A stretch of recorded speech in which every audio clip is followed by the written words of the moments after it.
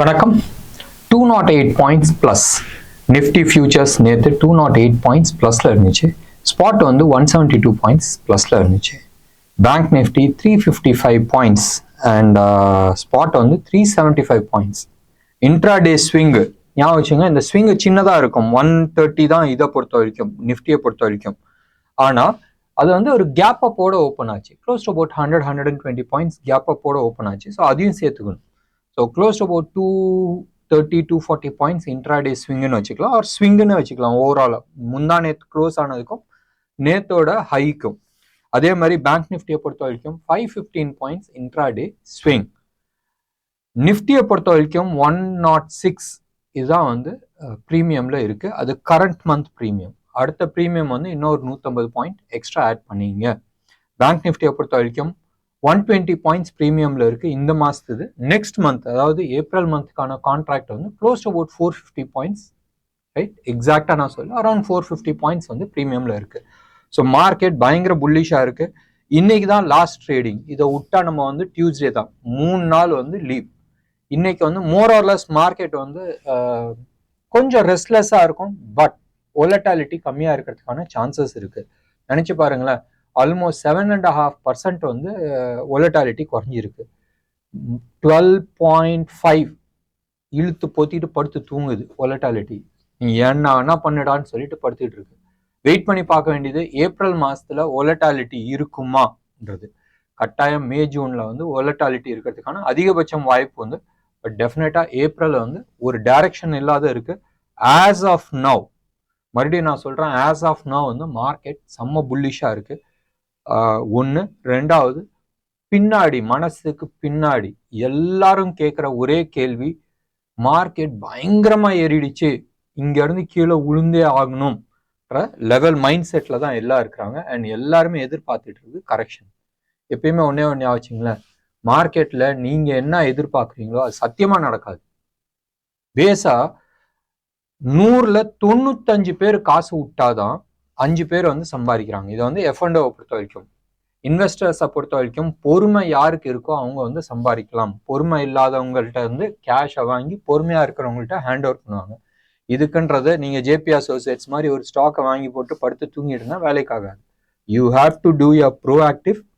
நீங்க stock selection பண்ணும், every week வந்து ஒருத்தரையாச்சும் ரிவ்யூ பண்ணும் அண்ட் ரீமாடிஃபை பண்ணி ஆகணும். ஒன்று. ரெண்டாவது, பொறுமையா இருக்கிறது ஆல்வேஸ் பெட்டர். புத்திசாலித்தனம் அங்க தேவையில்லை. மூணாவது, மோஸ்ட் இம்பார்ட்டன்ட், ரொம்ப பேசிக் ரூல். நீங்க டெக்னிக்கல் அனாலிசிஸ் ஃபாலோ பண்றீங்கன்னா டே சார்ட், வீக்லி சார்ட்ல ஒரு லோவை மார்க் பண்ணிட்டு நீங்க அது ஸ்டாப் லாஸை வெயிட் பண்ணுங்க. இல்லை நீங்க ஃபண்டமெண்டலை பார்த்து பண்றீங்கன்னு சொன்னால் சீரியஸா எவ்ரி குவார்ட்டர் வந்து அந்த ரிசல்ட்டை வந்து செக் பண்ணி ஆகணும். அப்படி பண்ணும்போது தான் நீங்க வந்து சஸ்டெயின் ஆக முடியும். இது எல்லாமே நம்ம வந்து ஒரு நாள் உத்தம்ஸ் பார்வையில வந்து எப்படி போர்ட்ஃபோலியோ மேனேஜ் பண்றதுன்றது நம்ம பார்த்துக்கலாம்.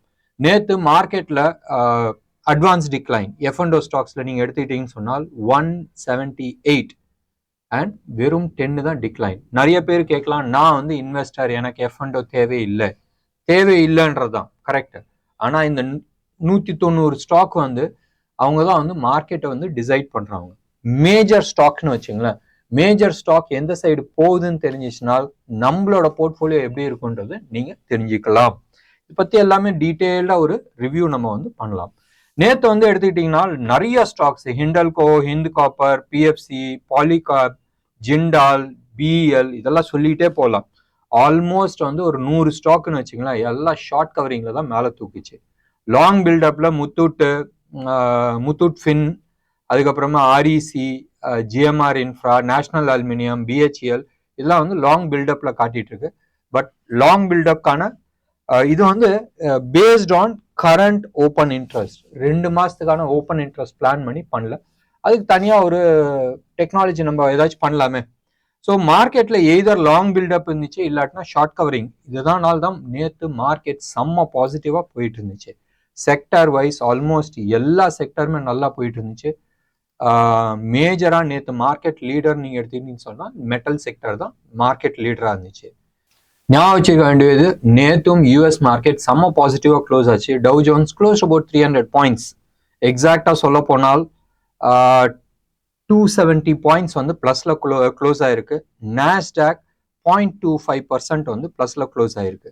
இது ரெண்டுமே வந்து ஒரு புது உச்சத்தை டச் பண்ணிட்டு கீழே வந்துச்சு. ஒன்று. ரெண்டாவது, கோல்டை பொறுத்த வரைக்கும் நேத்து நியூ ஆல் டைம் ஹை போச்சு. இன்டர்நேஷனல் பிரைஸ் இந்தியாவில் கூடயும் அதே லெவல் தான் போச்சு. இன்டர்நேஷனல் லெவலில் சம்வேர் க்ளோஸ் டு அபவுட் 2222 வரைக்கும் போயிட்டு சர்ன்னு கீழே வந்து 2174. ஸோ ஆல்மோஸ்ட் $50 வந்து காலி பண்ணிடுச்சு. சில்வரை பொறுத்த வரைக்கும் ஒரு உச்சத்தை போச்சு. அங்கேருந்து அதுவும் வந்து கரெக்ஷன் ஆகி பிலோ $25 வந்துருச்சு.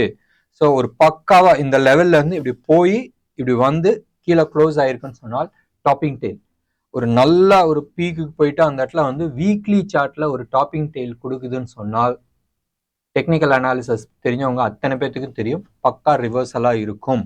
மேபி ஒரு புல் பேக் வருதான்றது யோசிக்க வேண்டிய ஒரு விஷயம். ஒரு உச்சத்தை போயிட்டு ஒரு புல் பேக் வந்து ஒரு கன்சாலிடேட் பண்ணி மறுபடியும் தூக்கிறதுக்கான வழி இருக்கு.